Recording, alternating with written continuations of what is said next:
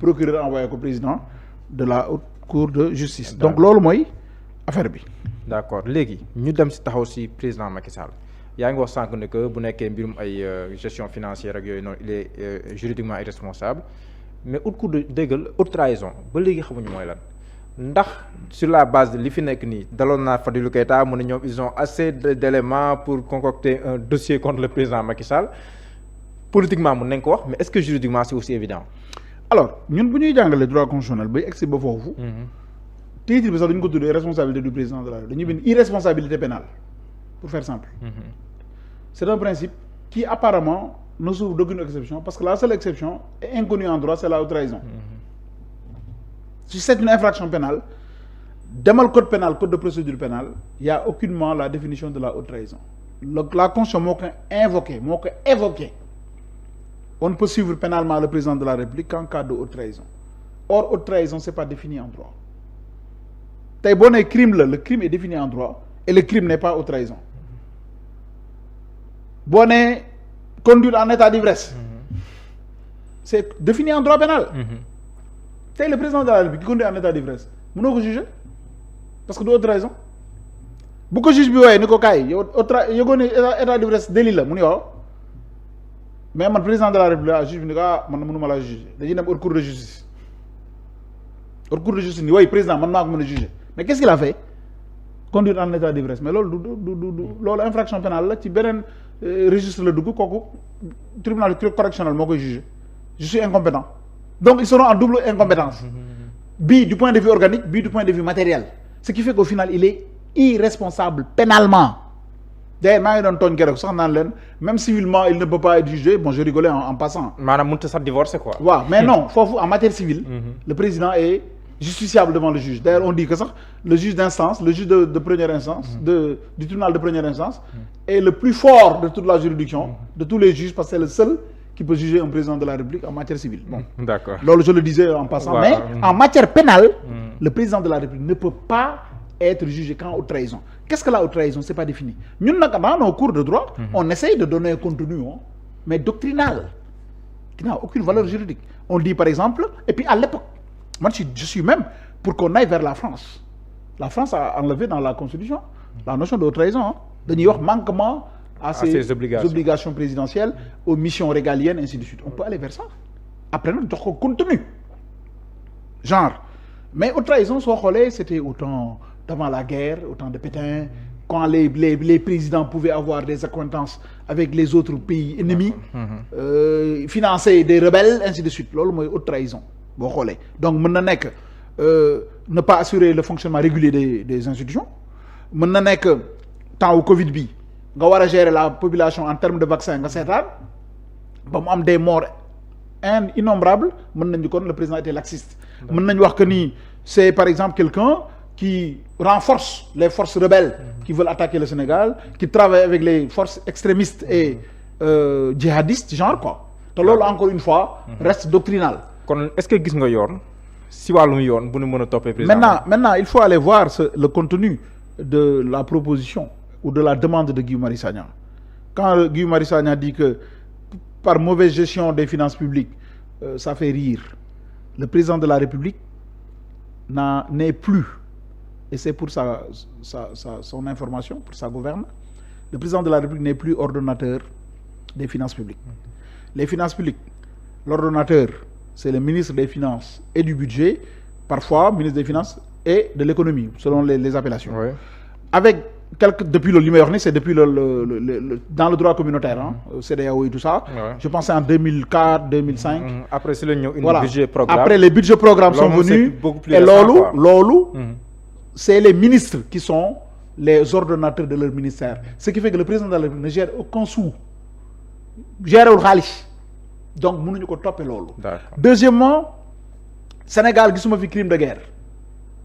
Il y a un crime contre l'humanité.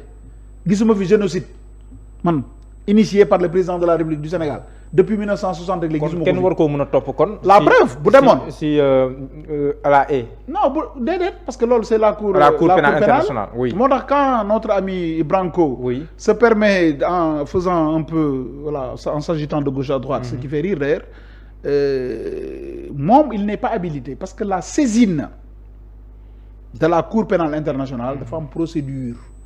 C'est le procureur de la Cour pénale internationale qui peut saisir la Cour pénale internationale pour ñu topp président de la République pour crime de guerre, crime contre l'humanité, génocide, ainsi de suite. Mais une personne lambda individuelle mënu ko, ou bien un État membre à la Cour. Par exemple, tey le Sénégal pourrait, par le biais du président de la République, non pas en tant que président de la République, mais en tant que Sénégal. Le Sénégal, pays membre de la Cour, moo mën a dugal benn requête pour ñu topp président de la République. Mais nit mënu ko, institution mënu, Assemblée nationale sax mënu ko, député mënu ko, ministre mënu ko. État du Sénégal en tant que personne juridique, personne morale de droit public, moo mën a saisir la Cour pénale internationale sur des faits bien précis. bu fekkoon loolu am na kañ président Macky Sall du nekk di wër Sénégal di wër àdduna bi jamono ji. D'accord. Maroc am na compétence universelle mënoon na ko juger. France dem na fa bërki démb mi ngi jaamante États-Unis nga xamante ne ñoo ci gën a dëgër bon bien vrai que bokk duñ ci Cour pénale internationale. mais du ñu bàyyi yu mel noonu day wane que ni loolu pour man dilatoire la on peut aller vers des choses beaucoup plus concrètes. déglu naa sax Amadou Ba sur la RTS mu ne dañoo war a xoolaat constitution bi nu ngi koy tëggee ba nga xam ne nii nit du mën a nekk bu defee 2 mandats rek si dundam dootu war a mën a nekk président de la République pour mu plus de clarté par rapport ak voilà à l'article 27 ak yooyu noonu est-ce que tamit réforme mel noonu war nañ mu gën a mën a dem pour daal ku ñëw rek ñaari mandat jeex na du mën. bon loolu ça appartient au peuple loolu man li ma gëm mooy une constitution peut toujours être adaptée aux réalités du temps. Même quand on dit que la forme républicaine ne peut pas faire l'objet de révision, le peuple peut venir réviser même cet article-là. Supprimer ko. Loolu pour man le peuple est le souverain et le souverain n'a aucune limite. Donc il faut qu'on l'accepte. Maintenant bu fekkee ni loolu mën na am pourquoi pas.